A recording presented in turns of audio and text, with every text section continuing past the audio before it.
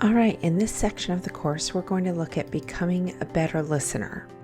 Part of becoming a better listener is probably pretty obvious. It's listen more and talk less, but there are some other things that you can do to help improve your listening skills.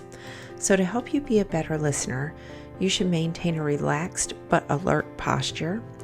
Minimize distracting gestures. So if you're a person that uses your hands a lot in conversation, or you chew on a pencil, or you do those types of things, you want to minimize your own gestures so that you're paying more attention and staying more focused on what's being said by the other person.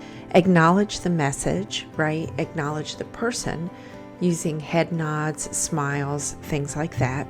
Again, make sure that you are not, as we talked about in a previous chapter, make sure you're not smiling when there is approval being asked for something, because a smile during that moment can indicate that you're giving approval. Face the person squarely instead of from the side whenever possible. Sometimes when you're in a situation when you're in a conference room and you're sitting around a table, that sometimes isn't possible, but try to do that where you can. Lean slightly towards the person instead of sitting stiffly upright or slouching, right? Either one of those is not good.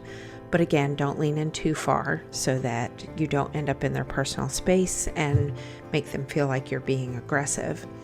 The other thing that I want to point out here is if you really notice that you have trouble kind of paying attention and staying on topic when other people are speaking, I think I've mentioned this previously in the course. One of the things that you can do to help with that is to take notes while the other person is talking.